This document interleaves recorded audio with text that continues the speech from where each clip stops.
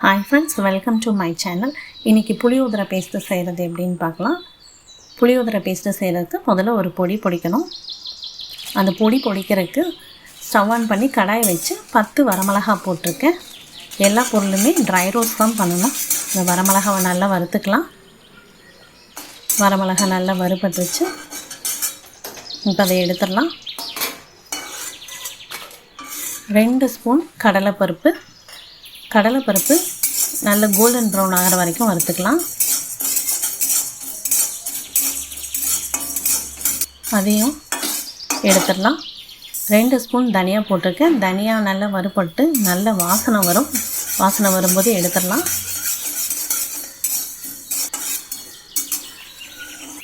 1 spoon வெந்தயம் போட்டிருக்கேன். வெந்தயம் கொஞ்சம் ப்ரௌன் ஆகிற வரைக்கும் வறுத்தா போதும், அதுக்கு மேலே விடக்கூடாது. மிளகு 1 ஸ்பூன் போட்டிருக்கேன். மிளகு வறுத்து வெடிக்க ஆரம்பிச்சதுமே எடுத்துடணும், இல்லைன்னா கருகிரும்.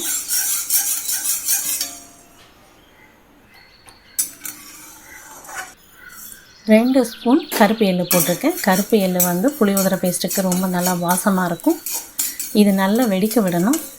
கருப்பு எள்ளு ரெடியானதும் எல்லாத்தையுமே ஆற வைக்கணும். ஆற வச்சுட்டு வரமிளகாவோட காம்பை கிள்ளி பவுட்ரு பண்ணி வச்சுக்கணும். அதே கடாயில் கொஞ்சம் அதிகமாகவே ஆயில் ஊற்றிக்கணும். ஊற்றிட்டு அதில் முதல்ல நான் வேர்க்கடலை போட்டு வறுத்து தனியாக எடுத்து வச்சுக்கிறேன்.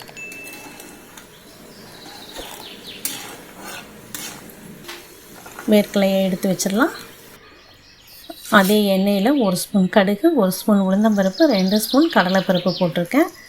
கடுகு வெடித்து உளுந்தம்பருப்பும் கடலைப்பருப்பும் கொஞ்சம் செவந்ததும் மற்ற பொருட்களை போட்டுக்கலாம்.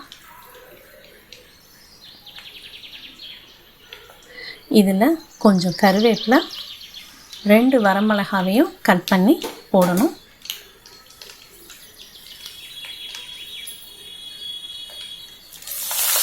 அது கூடவே 1/2 ஸ்பூன் பெருங்காயத்தூளை போடுறேன்.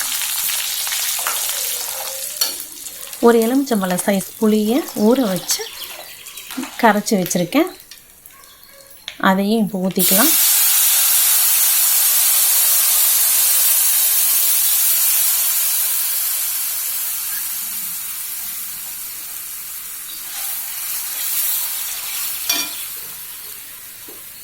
இது கூட ஒரு 1/2 ஸ்பூன் மஞ்சத்தூள் போடணும். எல்லாத்தையும் நல்லா கலந்து விட்டுக்கோங்க.